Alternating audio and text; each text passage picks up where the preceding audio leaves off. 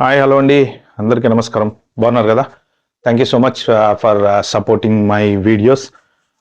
నా చిన్న రిక్వెస్ట్ ఏంటంటే మీరు దయచేసి వీడియో లాస్ట్ వరకు చూడండి. ఎందుకంటే ఓన్లీ ఇంపార్టెంట్ ఇన్ఫర్మేషన్ మాత్రమే నేను ఇస్తాను. ఇది ఇంతకుముందు నా వీడియోలో చాలాసార్లు చెప్పాను. నిన్న మొన్న నేను పెట్టిన వీడియోస్లో అన్ని టాపిక్స్ ఆల్మోస్ట్ కవర్ చేశాను నేను, యూఎస్ కస్టమ్స్ దాని గురించి. దయచేసి నా రిక్వెస్ట్ ఏంటంటే వీడియో మొత్తం మీరు ఓపికతోటి చూస్తే మీకు అన్ని క్వశ్చన్స్కి ఆన్సర్స్ దాంట్లో ఉంటాయి. ఇంకెవరైనా వీడియోస్ మిస్ అయితే మాత్రం వెళ్ళి చూడండి. నేను ఫస్ట్ టైం జర్నీ గురించి కూడా 2-3 వీడియోస్ చేశాను. ప్లీజ్ దయచేసి you can go back and check in my channel. ఇంకా వితౌట్ వేస్టింగ్ టైం ఏంటంటే ఓపీటీ క్యాన్సిల్ చేయడానికి బిల్లు పెట్టారు. సో ఆ బిల్లు పాస్ అయితే మన ఇండియా వాళ్ళ పరిస్థితి ఏంటి, స్టూడెంట్స్ పరిస్థితి ఏంటి? ఫస్ట్ టైం ఛానల్కి వచ్చినట్టుంటే ప్లీజ్ అండి సబ్స్క్రైబ్ అయితే చేసుకోండి. వీడియో మీకు నచ్చితే షేర్ కూడా చేయండి. So first of all OPT bill introduce చేశారు, ఇంకా అయిపోయింది అంటే చాలా వీడియోస్లో చాలా మంది ఎలా చెప్తున్నారంటే ఇంకా ఓపీటీ క్యాన్సిల్ అయిపోయింది అంట కదా అమెరికాలో, ఇంక స్టూడెంట్స్ వెళ్ళడానికి లేదట కదా అని చెప్తున్నారు. అది ఫాల్స్ ఇన్ఫర్మేషన్ అండి. ఓపీటీ క్యాన్సిల్ అవ్వలేదు. ఓపీటీ యాజ్ ఇట్ ఈజ్ అలానే ఉంది. ఇప్పటి వరకు అయితే ఎటువంటి చేంజెస్ స్టూడెంట్స్ దాంట్లో రాలేదు. బిల్ ఇంట్రడ్యూస్ చేశారు. బిల్ అంటే మీకు పార్లమెంట్, ఇప్పుడు మన ఇండియాలో పార్లమెంటులో మనకి లోక్సభ రాజ్యసభ ఎలా ఉంటాయో అమెరికాలో కూడా సేమ్ అలానే ఉంటుంది.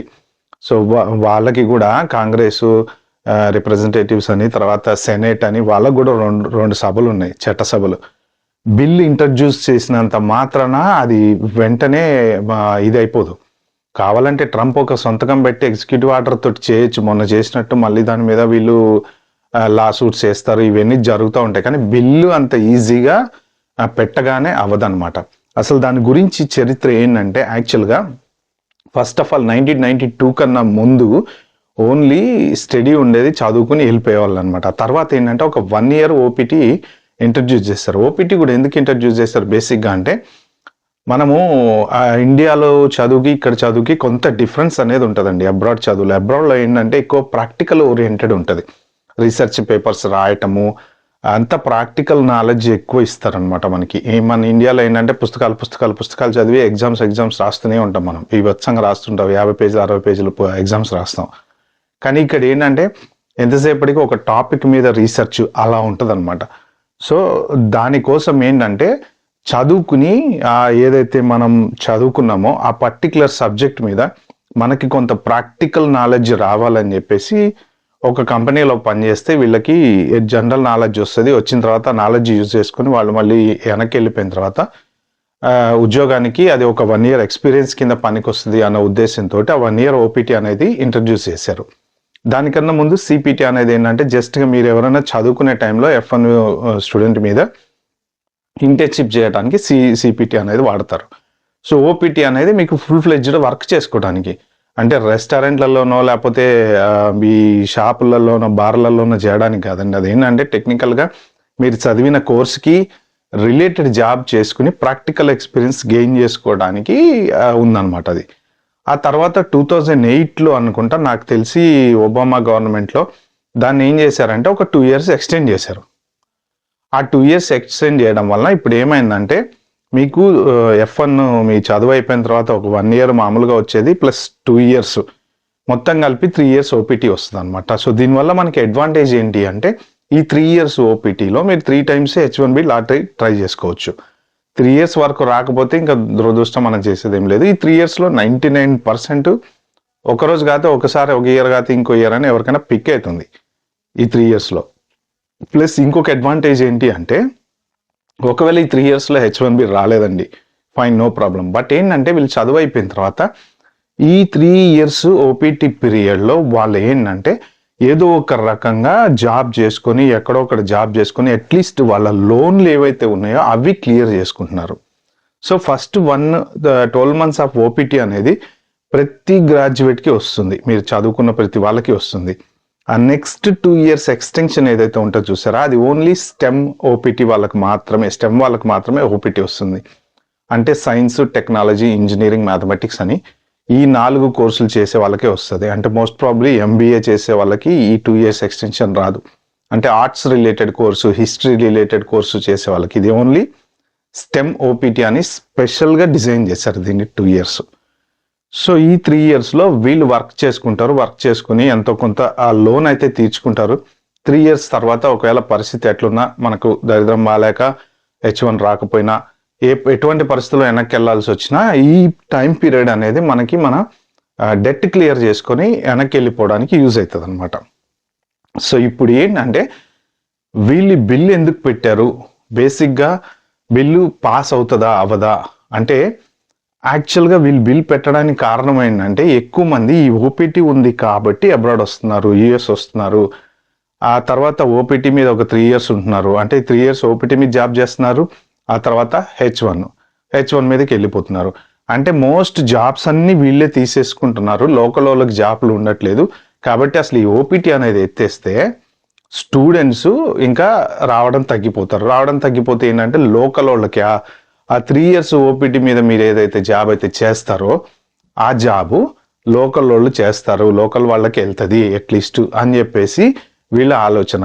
బట్ కానీ మీరు అన్ని యూనివర్సిటీలు కనుక చూసుకుంటే యుఎస్లో కానీ మీకు యూరోప్లో కానీ పెద్ద పెద్ద టాప్ యూనివర్సిటీల్లో చదివే వాళ్ళు 90% అబ్రాడ్ వాళ్ళే ఉంటారు. 90%, మోర్ దెన్ 90%. ఎందుకంటే చిన్న డిఫరెన్షియేషన్ చెప్తాను. మనకి ఇక్కడ ఎడ్యుకేషన్ సిస్టమ్ మీద ఇండియాలో మనం చదువుకునేటప్పుడు ఏంటంటే స్కూల్ ఫీజు, కాలేజ్ ఫీజు అమ్మ నాన్న కడతారు, ఇంటర్కి వచ్చిన తర్వాత అమ్మ నాన్న కడతారు, డిగ్రీ ఇంజనీరింగ్ చేసుకున్న అమ్మ నాన్న కడతారు. ఫీజెస్ ఏంటంటే మనకి ఎఫర్ట్ డబ్బుల్ దాంట్లో ఉంటాయి.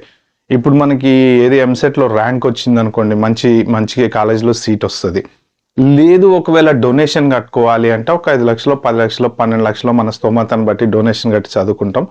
ఎటు వచ్చినా ఏదైనా తల్లిదండ్రులు ఎఫర్ట్ చేసి చదివిస్తారనమాట. అబ్రాడ్కి వచ్చేటప్పటికి డిఫరెన్స్ ఎక్కడ వస్తుందంటే 16 ఇయర్, నాకు తెలిసి యూకేలో ఉన్న రూల్ ఇది, యూఎస్లో ఎలా ఉందో నేను కూడా సేమ్ అనుకుంటున్నా. 16 ఇయర్స్ వరకు జనరల్గా ఫ్యామిలీ రిలేషన్ అనేది ఉంటుంది. 60 ఇయర్స్ తర్వాత అవసరమైతే వాడు రెంట్ కూడా కట్టాల్సి వస్తుంది ఫ్యామిలీకి, అలాంటి రూల్స్ ఉంటాయి. సో ఇక్కడ సిబిఎస్ఈ వరకు మీకు ఏదైతే ఇప్పుడు మన సిబిఎస్ఈ సిలబస్లో 10th తర్వాత ఇంటర్ ఎలా ఉంటుందో అలాగా 13 ఇయర్స్ ఎడ్యుకేషన్ వరకు ఫ్రీ ఉంటుంది. ఫ్రీ అంటే మనం కౌన్సిల్కి ట్యాక్స్ కడతాం కాబట్టి దాంట్లోంచి వాళ్ళు కాలేజ్ స్కూల్కి డబ్బులు పే చేస్తారు. ఎప్పుడైతే వీళ్ళు యూనివర్సిటీకి వస్తారో యూనివర్సిటీ ఫీజులు హై లెవెల్లో ఉంటాయి అన్నమాట. కాకపోతే అక్కడ చిన్న డిఫరెన్స్ అనేది ఉంటుంది, non local fees, local fees అనేది ఉంటుంది. వీళ్ళు ఏంటంటే అక్కడ అన్ని సంవత్సరాలు చదువుకుంటారు కాబట్టి లోకల్ కేటగిరీలోకి వస్తారు. సో వీళ్ళు లోకల్ ఫీజు కడతారు. బట్ ఎటు బయట వచ్చినా ఫీజు అయితే హై ఉంటుంది. మనం ఇన్ని రోజుల నుంచి సేవ్ చేసింది యూనివర్సిటీలోకి వచ్చేటప్పటికి అక్కడ లాగేస్తుంది బాగా. కానీ అక్కడ ఏంటంటే ఆ యూనివర్సిటీ ఫీజు బాగా డబ్బులు సంపాదించి 4 జాబులు చేసే రిచ్ ఫ్యామిలీస్ ఉంటాయి చూసారా, ఇలాంటి వాళ్ళు లేకపోతే వైఫ్ అండ్ హస్బెండ్ ఇద్దరు కలిసి జాబ్ చేసుకునే వాళ్ళు ఏంటంటే వాళ్ళకి ఫీజులు ఈజీ కట్టగలుగుతారు. కొంత సెక్షన్ ఆఫ్ పీపుల్ జనరల్గా ఎవరెవరైతే తక్కువ శాలరీస్, ఇప్పుడు బోలెడ్ జాబ్స్ ఉంటాయి కదండి. ఇప్పుడు యుఎస్లో ఉన్నోళ్ళు అక్కడ పుట్టిన తెల్లోళ్ళు అనుకోండి, ఫర్ ఎగ్జాంపుల్ మీరు అమెరికన్స్, వాళ్ళు మన క్లీనింగ్ దగ్గర నుంచి, ఐస్ క్లీనింగ్ దగ్గర నుంచి, నార్మల్ చేస్తే రకరకాల జాబులు చేస్తూ ఉంటారు కదా. అందరికీ $250,000, $300,000, $1,50,000 ఉండవు. $50,000 జాబ్ చేసే వాళ్ళు ఉంటారు, $40,000 జాబ్ చేసే ఉంటారు. వాళ్ళ పిల్లలు కూడా చదువుకుంటారు, యూనివర్సిటీకి వెళ్తారు. సో ఇట్లాంటి వీళ్ళ కోసం ఏంటంటే స్టూడెంట్ ఫైనాన్స్ అనేది ఉంటుంది అనమాట. సో కొంత ఒక ఇయర్ గ్యాప్ కూడా తీసుకోవచ్చు, అవసరమైతే తీసుకుని మళ్ళీ యూనివర్సిటీకి వెళ్తుంటారు వీళ్ళు. ఆ ఇయర్ గ్యాప్లో ఏం చేస్తారంటే ఎక్కడొక్కడ మెక్డొనాల్డ్స్లోనో, బర్గర్ కింగ్లోనో వీళ్ళు జాబ్ చేసుకోవచ్చు. 16 ఇయర్స్ తర్వాత జాబ్ చేస్తారు. మన ఇండియాలో ఎవరైనా 16 ఇయర్స్ తర్వాత జాబ్ చేస్తారా? చేయరు. ఇంజనీరింగ్ అయిపోయిన తర్వాత దాదాపు పీజీ అయిపోయిన తర్వాత జాబ్ వస్తే ఓకే, జాబ్ రాకపోతే వాడి జాబ్ వచ్చే వరకు కూడా వాడిని తల్లిదండ్రులు పోషించాలి.